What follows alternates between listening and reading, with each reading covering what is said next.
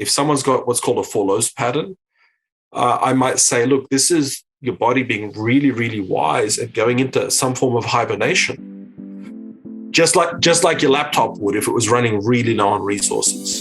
It's telling us your body is wise and adaptive. Hello and welcome to the Mineral Minded Podcast. Are you interested in learning more about vitamins, minerals, heavy metal detoxification, and natural health? We explore a range of topics that are related to mineral balancing science and hair tissue mineral analysis, including in-depth interviews, news, and commentary about the wonderful world of natural medicine. I'm your host, John Bumpus. Today on the Mineral Minded Podcast, we have Abdul Saad.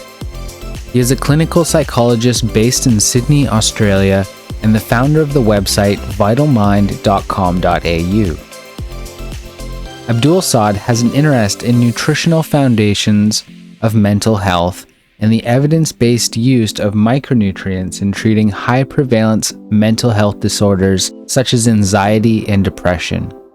He has developed a 3-level approach that focuses on addressing mental health with the understanding that the body and mind work together. Hello, Abdul. How are you today? Hi, John. It's very nice to be with you. I'm very well, thank you. How are you? I'm doing fantastic. You know, it's a real pleasure to connect with you. When I had a conversation with Rick Malter, he spoke very highly of you. So I made it one of my efforts to reach out and try and get in contact with you basically right after that interview. So that's very kind of you and very kind of Rick, very kind of Dr. Malter. Yeah. So I understand you're a psychologist. That's correct. So can you tell us a little bit about how you got into nutrition, vitamins, minerals, and even hair tissue mineral analysis? Yes, John. Well, it was, I think like many practitioners, it was my own personal, health issues or a health crisis. Really, it started in 2013 when I developed atrial fibrillation, which was, pretty scary. And that took me on a journey to understand, my body, what things I could do in addition to whatever medical treatments were being offered. And that took me on a journey to understanding the role of minerals, the role of stress, our belief systems.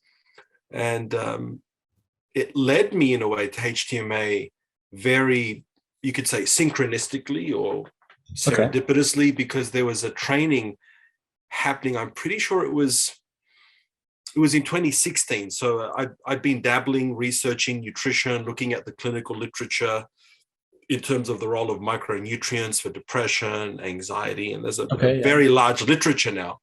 But about 3 years into that process, a training came up through Interclinical, the distributors for Trace Elements Incorporated in Australia, Interclinical Labs in Sydney. And it was a conference at a hotel in the city. It was a weekend conference I attended. And that gave me just a taste, a little teaser of HTMA. Was it with Janine or Gary Noble, is it? I forget the names, but it was the owners of HTMA. I think Ian is one of the gentlemen. Ian and Zach? Ian and Zach. Oh, cool. All right. Yeah. And, at the back of the conference room, there were printed materials that you could purchase. And Dr. Rick Malter was a very prominent name on those binders, those books. Yeah. So I started reading everything I could and very promptly got in touch with Rick. Okay. And started doing supervision with him for a whole year, discussing cases. Kind of like a mentorship kind of thing? A 1-year mentorship with him. So I attended the conference, I'm pretty sure September 2016. And the whole of 2017 was meeting up with Rick. Oh, wow. Fantastic. Yeah. So did you do his course as well? I'm just curious. I did. Yes, I did elements of his course. But the main way I learned was from meeting with him directly and reviewing profiles. What a fantastic opportunity. Yeah, it was really good. It was really good, really good. So, and that is really the best way to learn of, any system, is to work with a practitioner. And the beautiful thing about Dr. Rick Malta is that he studied the system with the original teachers. And that's so important in any system. It's the chain of transmission, any system. In psychology, if you are a Jungian or a Freudian, or you have to really understand, well, what did Jung teach? What did Freud teach? You have to go back to the source knowledge or source material. Otherwise, it becomes a copy of a copy of a copy. It's all diluted. So the beautiful thing about Dr. Rick Malta is he learned directly from Dr. Eck and Dr. Watts. He was physically with them in the room at these conferences, at these seminars. So he has done the HTMA world a great service in not only generously transmitting the information, but keeping that transmission pristine, if you know what I mean, right? Yeah, because he kind of delivers it as it is. And when you said like the the way of transferring, it reminded me a lot of like the yoga kind of perspective of you learn from the head person, and then it gets passed down through a lineage, and then those people kind of present it as it is, and not copy errors where over time, like they say, whispers become a complete different thing. And you have to be very mindful not to do that, especially when you teach others. So it's really great that we can still connect with Rick and still get some of that perspective there on both sides as well.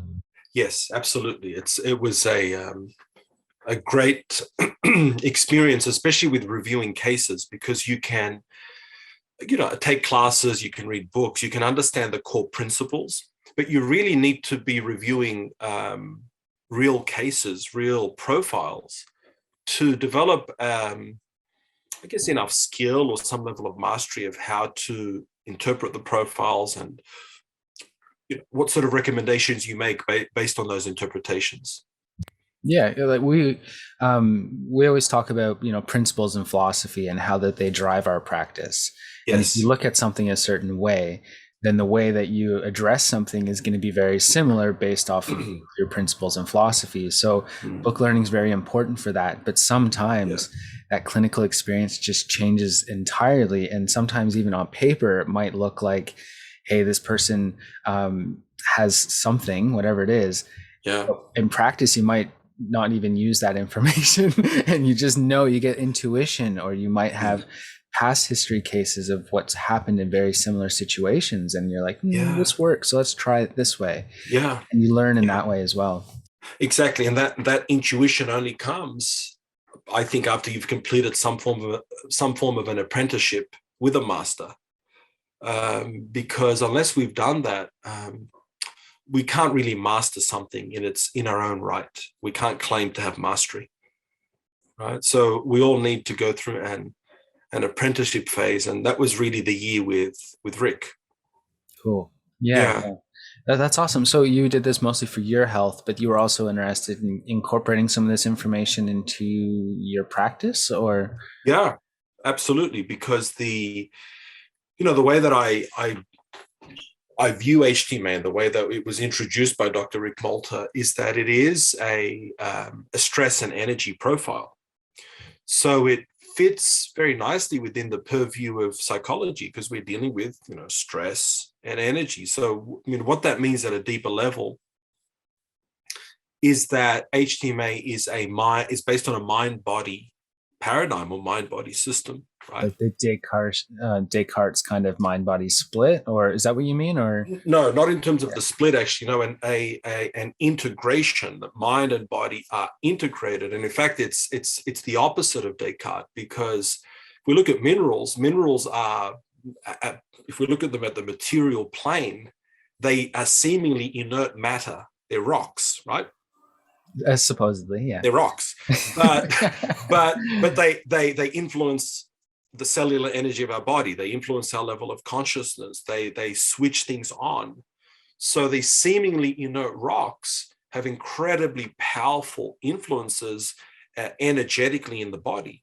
So I have come to see minerals as the link, or a link, between the physical planes and the non-physical or non-material planes, the energetic, the spiritual, right, the etheric. So it's like the intermediary, you kind of perceive it as. An intermediary. So an HTMA, the HTMA paradigm is very much mind-body integration, because with all mind-body systems, all of them have this common theme of energy as the fundamental currency that's running the whole show of consciousness of life. It is all energy. And therefore, all dis-ease, and I use it in that way, dis-ease, is some manifestation of a malfunction of energy. You either have too much energy, too little energy, you've got blocked energy, some combination of that, right? Okay, yeah. So yeah, it's an integrative mind-body system that, in a way, if we truly understand the principles of HTMA, I think it compels practitioners to start to practice more integratively. And maybe we'll touch on that a bit later, that I don't see a holistic integrative HTMA practitioner as someone who just recommends, often boatloads of supplements. Yeah. I don't think that is in line with the philosophy and the ethos of the HTMA system. I agree. I work with a lot of clients, and while I focus on nutrition and supplementation because that's my scope of practice, I often tell people, even once you begin even just shifting that biochemistry, it can affect the mind. Right. And then there's things that can come up. You probably know the term, your issues are in your tissues. That's right. Well, once we start to mobilize toxic metals, toxic thoughts can come up, toxic memories, even traumatic stuff can start to surface. Yeah. And if we don't arm ourselves both physically to cope with that, the energy to take on the challenge and overcome it, and the kind of capacity to overcome it emotionally, or even to change our perception on what happened. Yeah. Sometimes things just suck, and then, that's just the reality. But, absolutely. Sometimes wrong meanings are very critical. And so I have to tell people to go and work with someone as well in this emotional thing. And it might not be right away, but it might be, hey, once you start, you might want to consider doing that. And it can enhance your program. It can shift things in a way that zinc won't. Absolutely. Absolutely. And you can often get a sense of the psychological dimension when you are, and we have to be mindful of this as practitioners, when we're communicating results or our interpretation. Mm-hmm. So if someone's got, let's say a very low potassium and it's not really shifting, well, what beliefs and attitudes does that raise both within the practitioner and the client? Fear, dread, cynicism, despair. Why isn't it shifting? Let's try more supplements. And in my case, my potassium just would not budge. Okay. It would not budge until I had a shift in my level of consciousness, where I consciously surrendered the need for the potassium to shift. Because what was happening was I was in a state of fear and desperation. I needed it to shift because I had this belief. And of course, if you understand some basic spiritual laws, the more that you are desperate for something and the more you have fear around not getting it, what happens? You repel it. Yeah. You repel it, right? You repel it. So it all sort of intertwines. If you look at 12-step programs for addiction, I think 12 steps are really a philosophy of life. Look at the first 3 steps. Anyone that's feeling stuck, read the first 3 steps of the 12-step programs. And you'll sort of see what I mean. It's about relinquishing and surrendering, which doesn't mean, I'm not going to do anything about this. I'm not going to work on this, but I'm surrendering the outcome to a higher consciousness. And that then creates an attitude of humility within the person and also the practitioner, because the outcome is not in my hands or your hands, right? We are merely conduits, vehicles, if we're truly manifesting some sort of archetype of a healer, a health professional. So we have to stay grounded and humble. And the intricacies and the complexities of a mind-body framework helps us do that. Because what often happens is we can get into an allopathic model. Let's just chuck more supplements at this. And then you've got a boatload of supplements and the practitioner's burnt out because nothing's working. The client's frustrated and burnt out. And you're practicing what is akin to, in medicine, what's called polypharmacy, which is a huge, huge problem in medicine. We just give more and more medications, and it's incredibly, it can get dangerous with elderly people when it comes to medicines, right? Like, yeah, especially polypharmacy, where there's so many different interactions, and then there's no way you can tell what's going on with that. I've seen that even with antifungals, in natural medicine, where they put you on. I've seen 64 antifungals someone was on, and I said, "There's no way." Like, I have a hard time with a couple of minerals. I'm like, 64 antifungals, and these herbs are complex. Or 20 supplements someone's on. Right? 25 supplements. That's why when we talk about scope of practice, we'll touch on that. Cool. The importance of how you design your programs. Yeah. So, I think you touched on some really cool things. That archetype. I studied a little bit of Jungian psychology, not a lot. Right. But it always fascinated me, because when you brought that up, the first thing that come to my mind was that wounded healer, The wounded healer. And it reminded me of when we first started talking, when you said, "Hey, I came in with my own challenges, and then I started work with Rick, and then you also started to implement that information as well in practice." So it's like, it's like you're starting to embody that kind of archetype. And if you take that fear one, then it's like you guys are both kind of actualizing that kind of archetype of fear. And we know that low potassium is that sympathetic dominance. And when you're in a state of fear, there's no way that you're relaxed, calm, cool, and collective, Exactly. You can take all the potassium in the world, right? And it's unlikely to significantly shift. And so we need to have this broader understanding, because we'll get better results. And sometimes less is more. Less is more when it comes to what we recommend and supplements. Often less is more. I think that that really needs to be practiced a little bit more in many aspects of life, right? People accumulate a lot of things in their external world, and then they wonder why they accumulate toxins on their internal world, right? And it's like that as above, so below, as within, so without kind of principle. Absolutely. And everything is fundamentally energy, or has an energetic currency or valence. Every belief, every negative experience we've been through, attitudes we hold. So this just makes us look at things more holistically, and I think makes us more effective in our lives, and if we're helping others, in the lives of others. Yeah, of course. You know what I think is really fascinating is when you touched on like minerals being matter, and then you talked about like consciousness kind of being like that ground, and then everything is kind of built on consciousness and energy. It reminded me of the work, I think it's Jagadish Bose, one of the researchers in India, a long time ago, and he did work on the consciousness of elements, and he would get drug lead, or he would like give a drug to a mineral to see its effects and measure its effects and how it responds to it. And he found that iron and lead are conscious. They can respond to influences you give to them, which is one of the criteria of consciousness. Absolutely. Absolutely. Which goes against the Cartesian dualism, because from my perspective, matter is conscious. Nothing escapes consciousness. Consciousness permeates all planes of existence, including the material.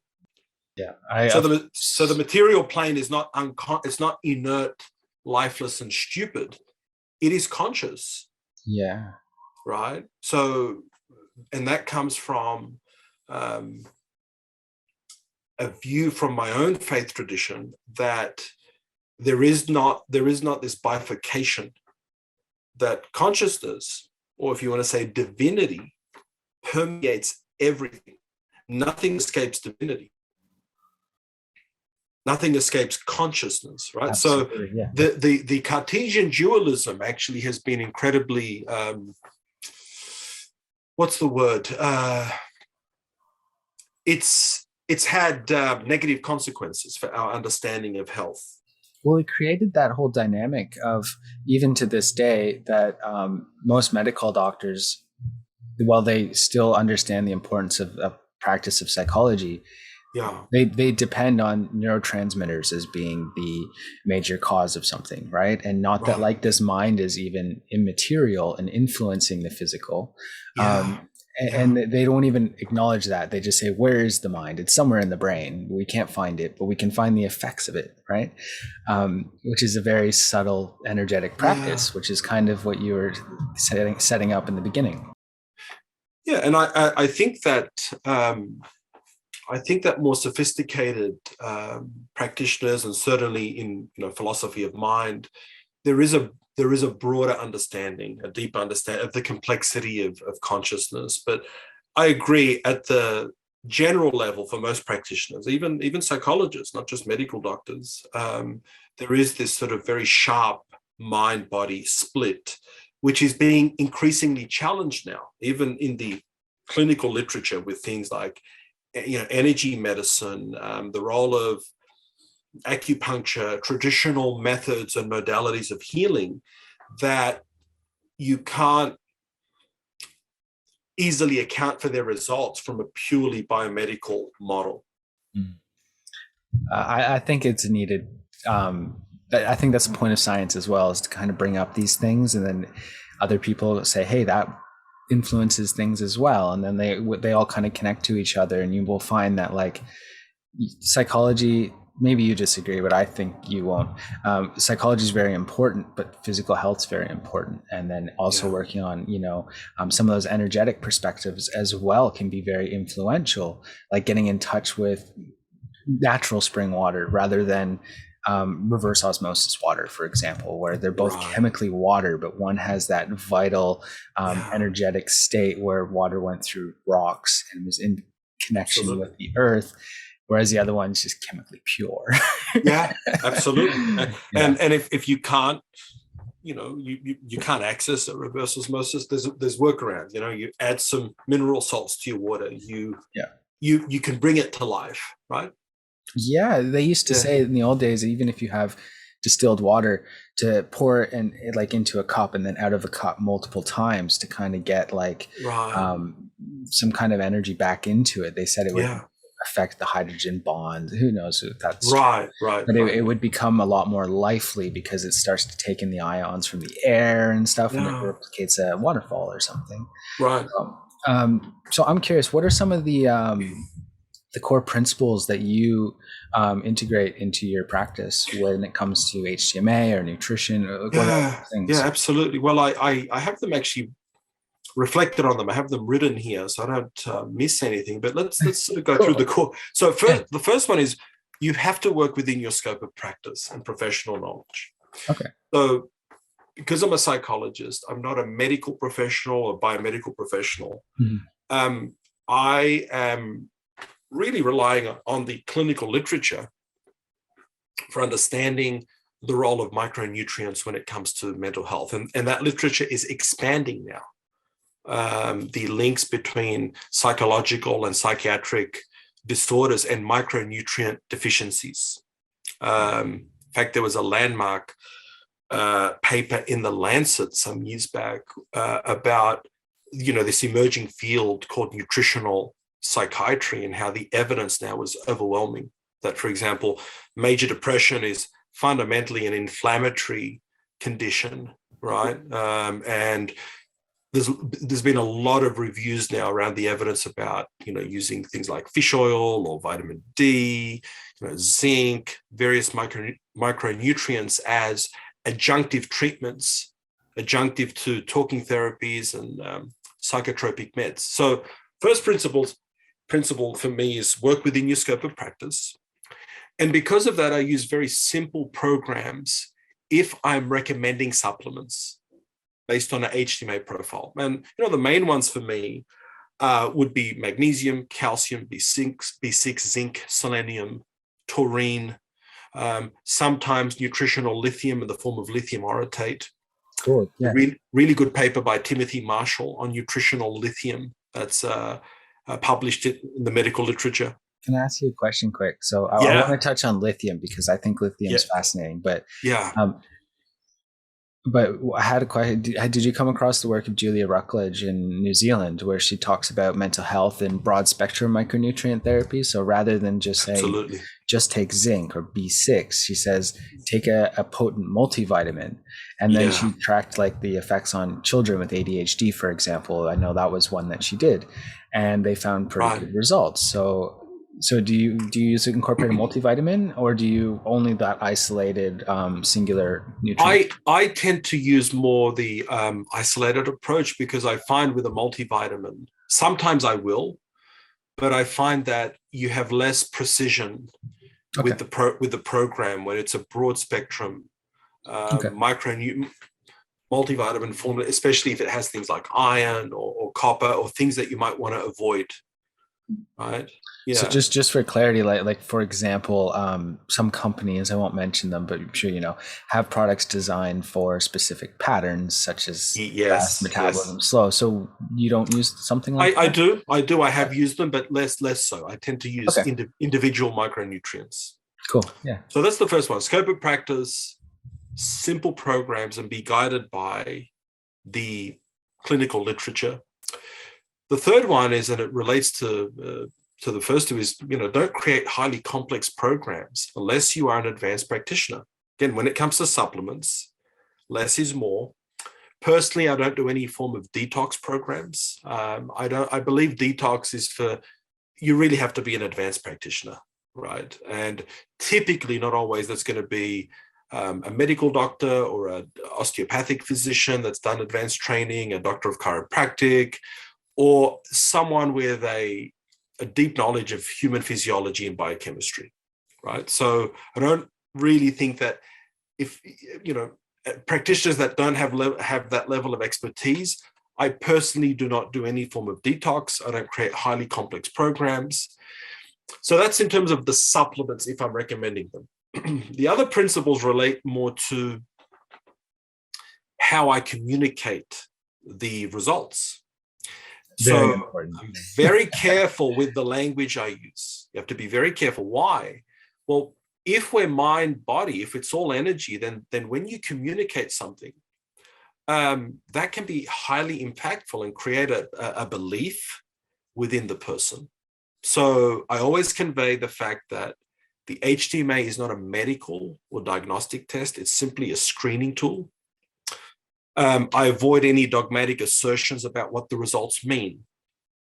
I'm open-minded, try to be tentative, humble attitude, and avoid any rigidity or dogma. And definitely no strong language like this is a death pattern or this is, you speak like that and you are actually creating harm. It's called iatrogenesis, right? Say that again? Iatrogenic, meaning the treatment itself or how it's communicated is creating harm. You're creating a belief in the person, right? So it can create nocebo-like effects, basically. Yeah, nocebo. So keep the explanation simple, elegant. If someone's got what's called a Fallot's pattern, I might say, look, this is your body being really, really wise and going into some form of hibernation, just like your laptop would if it was running really low on resources. It's telling us your body is wise and adaptive. Right. And the other thing I do in terms of the principles is I'm always open and listening for the belief systems of the client, what assumptions are being triggered, what level of consciousness they're at. Right. And this brings us back to something I sort of missed, is that because I view HTMA as a mind-body system, I believe if you're an HTMA practitioner, I think you need to have at least a working understanding of energy medicine, energy psychology, and ideally some training or expertise in some energy psychology slash medicine tool. And one of the ones that I use in my practice is EFT. Okay. Right, tapping, yeah, tapping on the acupoints, tapping on the meridian points, and that greatly expands your repertoire, your view of the client, and the tools that you can access. If you're just doing straight supplements, and like you said, if you don't have those skills, you refer to another practitioner. But don't develop the tunnel vision where you're getting more and more frustrated, and you're getting into what I call the supplement quicksand. Right. And I think that becomes a difficulty when we're just focusing on the body part. It's mind body for a reason. So there's some of the principles that I practice by, and that I think keeps HTMA in its rightful place and as an effective tool. Yeah, and it is a very effective tool in practice. I love those principles because I really believe in, having even some sort of template which you kind of perceive, using in your practice. So like some people I've worked with, like homeopaths that use HTMA, but they don't use it in the way that you or I would have learned about it. They use it as kind of like a guide to how they use homeopathy, and right. I'm open to it. I'm receptive to it. I don't know how it'll impact, but I've always been interested in saying, well, obviously they're probably finding some gain with it, doing it in this way. So we need to be receptive to it. And they might not even use any nutrients. And to me, I find it hard because I studied nutrition and I believe everyone needs, but at the end of the day, I'm like, well, it seems to have clinical relevant results. So it's like, that's what matters most, not anything else, really. When you're a practitioner, that's really all that matters. It is. You're right. It's the results that matter, and sometimes our paradigm can't account for these results because the paradigm is limited. Right? If it's very mechanistic or a purely materialistic or biochemical paradigm, that doesn't say. I'm not saying that the biochemistry is unimportant. Like you mentioned, neurotransmitters. Well, for some people, SSRIs are incredibly helpful, if not life-saving. Yeah. So it's not a dogmatic thing that psychiatric medications are in principle bad, but they need to be located within a broader framework, right? A much more holistic framework. Well, there's this thing called the Therapeutic Order in naturopathic medicine, and they talk about getting the foundational health there first, and that's diet, removing this excessive stressors, the environmental influences that might be affecting things, your nutrition, like that's the foundation, and then you build on it and you start to like Chiro is probably not the first place to go for if you're struggling with depression, for example, but it might have an influence at some point, inflammation and stuff, and energy pathways aren't flowing properly because maybe they have a curved spine or something. It could be a part of a complementary integrative practice, but it shouldn't be the core. Shouldn't be the core. Yeah, and I think drug therapy and surgery are like at the top, where they're necessary and they are needed, but you should get the bottom of the pyramid kind of set up first. So essentially what you're saying is context is king. Yeah. You need to, whatever you do it, you have to do it within the appropriate context. If you're applying something out of context, it's going to be less effective, less effectual. And psychiatrists I've worked with, good psychiatrists who embody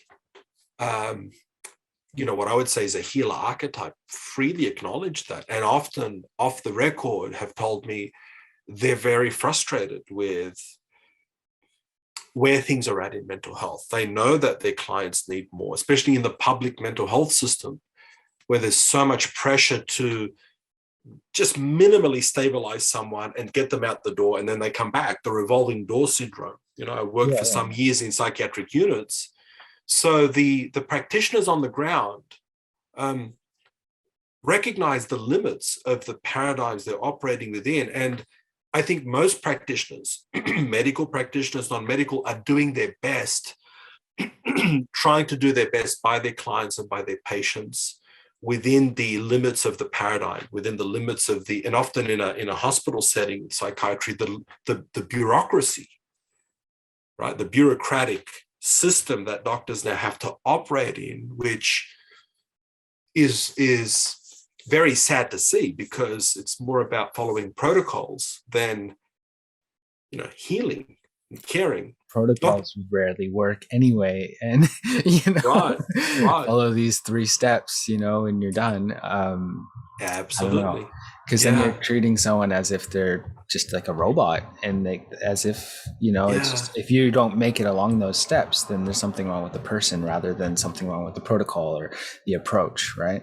Well, yes, and that ties into the ego inflation of the practitioner. If the person I'm seeing doesn't fit within my sand sifter, then something's wrong with them, or because the practitioner there is outcome dependent. They've got an ego investment, which, if you look at it from a Jungian perspective, that's what we call ego inflation. Another word for that is narcissistic, right? There's a narcissistic element there.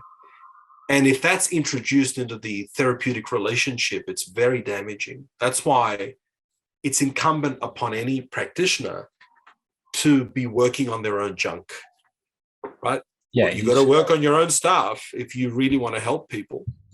Yeah, and I think it also comes back to you got to go through in other calls I said it's like we got to get to there's many different paths on a mountain, right? But you have to have at least gone up and down the mountain before you can really start to guide other people through the mountain. Like you need to know if there's detours or opportunities to take another route, and that's a critical role for a practitioner. Like I've referred people to get NLP, for example, and I studied NLP, but I'm not comfortable in practicing it, so I will refer them out. And I think that is important to help you really get in touch with why you think a certain way or why you feel a certain way. Absolutely. Cognitive behavior therapy can be helpful as well. And all of the modalities, all of them, we have to be non-dogmatic. I just a few days back working with a gentleman, and I informed him that, look, I think it's highly probable he's got a pretty severe case of adult ADHD. And I said, look, you owe it to yourself to see a psychiatrist who specializes in this and see what medical options, if any, there are for your treatment, because there are limits to what a talking therapy can do, or even a supplement program. So it's an attitude of neutrality where all the options are on the table. If we've got dogma, we say, well, medication is always bad. Well, that's a dogmatic belief. You have to put it in context. So an attitude of therapeutic neutrality, because like you said, we want what works. We don't want to just verify our preconceived ideas. That's just ego. Right. But we also need to be respectful to other practices, especially those mainstream ones, because if we want respect back from them, we can't just like talk bad about their practice and everything they do. No, not at all. Not at all. But you kind of have to be there and be like, hey, integrate this with them, and like, hey, go talk to your doctor about this. And sometimes the person might not do that, but at least we're trying to, we have to be humble. We have to be respectful, and we have to understand that the Western medical model has strengths, has in certain situations, it's life-saving. I went through a phase very early in my career as a young therapist, reading about Thomas Sars and the sort of anti-psychiatry movement and all that. But it's like, at the end of the day, before we had psychotropic medication, people were being shocked, they're being put in cold baths, they were being treated with insulin, they were being, in the appropriate context, these tools can be incredibly helpful. Where we go wrong with anything, whether it's medical or non-medical, is we lack context and we become dogmatic, right? Again, context is key. Love that, yeah. Context is key. And like, to be healthy is to be adaptable, not to be rigid and, this is the only way to do something. Because many times, even on my own healing journey, when I had a spinal injury, I had to keep learning, and I did things that people said, hey, that won't work. And it did, and like I had a high calcium on my test, and everyone said, don't take calcium. It was amazingly helpful for me. And I took it 3 times higher than the dose people would say. And they were, oh, you're going to tank your potassium and all that. And I was like, yeah, but I'm feeling improvements. Feeling better. I'm feeling more stable. I'm starting to have more core strength. I'm like, so I don't care what it does to the test. It was like, right, exactly. You're not bound. Later. it's really, we come back to the spiritual principle of letter of the law versus spirit of the law, right? A core principle especially within the Christian faith. It's like, the letter of the law will get you so far, but the spirit of the law has a lot more horsepower. It can really give you much greater thrust and lift off, right? If you want to go to a higher altitude. Cool. It's just got more power, and I want to have the maximum level of power to be maximally effective. Brilliant. So can I ask you about lithium? Because I always, I think it's interesting that many people say, oh, you need to take the high dose lithium carbonate for bipolar disorder or psychosis or whatever they recommend it for. And then someone says, oh, well, taking that insignificant lithium orotate dose of 5 milligrams, 10 milligrams, even 20, it's so minuscule that it's not going to have effect. And I know in my practice, I haven't found that to be true. I find it to be very impactful. So I'm just curious about your thoughts. Well, I'm never using lithium as a treatment for bipolar. Bipolar is an incredibly serious medical condition, and it's about the only psychiatric condition which has a very clear genetic and biological basis. So I would never, ever recommend nutritional lithium to treat bipolar. Nutritional lithium is very helpful, or can be helpful, with helping people with a lot of anxious rumination, sticky thoughts, anxiety, right? And it's related biochemically to the effect of the nutritional lithium on the NMDA receptors and glutamate. That's part of the biochemistry of it. And similar with zinc, with magnesium, these are NMDA receptor antagonists, right? So it's useful, but in very low doses, which is what nutritional lithium is. But bipolar disorder, absolutely. Anyone with bipolar disorder must be under the supervision of a consultant psychiatrist or their GP. After they've seen a psychiatrist. The stakes are so high with bipolar, so high. I didn't mean like just to go nutritional, and I didn't mean to use nutritional to treat it. I just meant, like, for example, it's used for that, and then they say that low doses are insignificant, But that's just the one statement that people, a lot of the, I don't know if you'd say researchers would say, but I think what a lot of people, like practitioner GPs, might say, it's low dose. It's low dose. Well, of course, if we're using it as an adjunctive to help someone, reduce ruminative thoughts or reduce anxiety in that context. But if we're saying it's going to treat mania, then I see the point that there isn't enough of an evidence base for that. And the risks are really high, because with mania and depression, the risks of suicide, acting out, are very high. Yeah. I agree. So I like how you're open to micronutrient therapies. It reminds me of like the early, I think in the 80s, when they had the orthomolecular psychiatry movement. Yeah, Abraham Hoffer and Linus Pauling. Yeah, and I mean, I appreciate their work, but in the same way, it was very like, you have these nutritional tools and you just take high dose, like niacin or something. Vitamin C and stuff. And it was like, they all kind of did the same kind of thing with those small amounts of isolated nutrients. Yeah, the mega vitamin therapy. Yeah. Yeah. Which I Yeah. still find that there's some value in, but I also I just think it's interesting because before they were like quacks, it's quackery as far as psychology and as far as nutritional therapy. Psychiatry. Yeah. But now it's like, hey, nutritional psychiatry is a real field, It's a real field and grounded in, some like real science, the biochemistry, like zinc. Yeah. We know now part of its therapeutic effect in depression is in the glutamatergic system. It's an NMDA antagonist.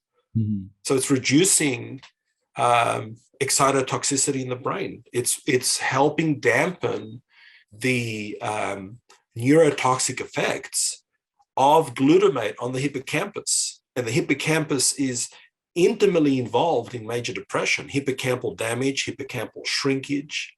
So this is not speculation anymore. This is, the research has been done and is being done. And we're understanding now more of the biochemical bases of why these nutrients are helpful. So it's now got to a point where this is now mainstream medicine. This is not fringe. Yeah. Right? It's still rare to find that mainstream, GP recommend taking nutrient therapy. Well, let me qualify that. The case now is very strong that this should be mainstream. It's in the research, and oftentimes I say, like, when someone says something about something being ineffective nutritionally, oftentimes I'm like, well, have they read the research on it? Because they might be going off what they learned in school, which even as a nutritional background, I've learned more outside of school than I did in school. Absolutely. Because I read the research. And all fields have their dogmas. When I was in graduate school for psychology, I was told unequivocally, Freud, Jung, they're just old guys who didn't know what they're talking about. There's no evidence. They remain giants for a reason. The contributions they made. That doesn't mean everything they said is the absolute truth, but it would be arrogant to just wholesale dismiss them. I think so. Yeah. Right. And same with the pioneers of megavitamin therapy, Abram Hoffa, Linus Pauling. These people were ridiculed. As you said, we're called quacks. And it's like, wow, we sort of can see now what they were talking about all along. But it shows you that kind of idea of rigidity in science and even in medicine itself, where if you come up with something that goes alternative to the point of view, then people don't like that, right? Yeah. I would say in any field of human endeavor, including religion, including spirituality, you come up with something that is against the paradigm, you're going to be attacked. Yeah, and then you might be. They might, say, "Hey, maybe he was right." You'll be excommunicated, right? Yeah, but maybe 50, 80 years down the road, they might go, "Hey, maybe he had a point." But usually, it's too late when you usually that person's still not around. Like maybe we should wash our hands. Maybe that actually saves our patients' lives, right? But when Lister said that, it was a heresy. Right? Washing your hands, like that's got something to do with reducing mortality. And we laugh now, but if you were someone back then, you probably would have succumbed to that paradigm. It just doesn't make sense. Right. Yeah. And that's like personal growth is a big thing, right? We always need to continue growing, continue reading, continue looking up stuff that even you might not always agree with, just to see what their point of view is, Absolutely. And we see it, I'm mostly in nutrition, so that's where I go for a lot of my basis, and we see, don't take copper, take copper. Don't take calcium, take calcium. That whole thing, and it's like, what's your perspective on both sides, and can we find that middle path? Because I think it was the Tibetans that said the middle path, but I think really everywhere, every different culture has take that middle. Every tradition. Yeah. Because the middle path is the integration of the polarities, because the polarities is where the ego is. It's either this or this. And it's called the law of three. You've got an initiating force, a reacting force, but you need a neutralizing force to bring it, to neutralize it, because otherwise you're going to stay polarized. Same thing in psychology. That's what an inner conflict is. And effective psychotherapy resolves inner conflict, so they're integrated, right? Do I love this person? Do I hate this person? Well, we've got to integrate both. You've got both of those feelings. Right. No, right? I love your openness about that, Abdul. It's fantastic. No, it's really great. So I only have like one other question, I guess, is basically, you touched on like energetic medicines, and I know you would do talk therapy in your practice, but do you give them like homework to do EFT, or do you suggest that they do biofeedback, or do you suggest they do sound healing, or do you just what are your thoughts? I don't know. EFT is a modality that I will use with clients, and okay. I will often recommend resources or books, because the beautiful thing about EFT is you can learn it very quickly.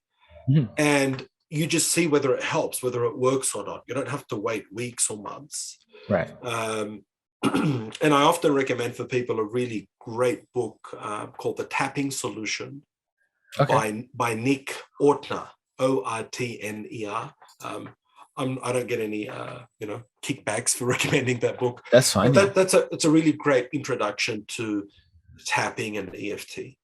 Yeah, I find it for me, because I used a lot of EFT in the past, and when I was like 14, I remember myself on a bus, and I was listening to a podcast, and they were talking about EFT, and then so I Googled it and looked to see all the things, and I'm sitting there like a 14-year-old tapping, and I'm like on the bus, and I'm like, people probably think I'm crazy. You're crazy, right? Like this is something that like why is he tapping and doing this whole thing, right? And for those who need it to be evidence-based, it is evidence-based.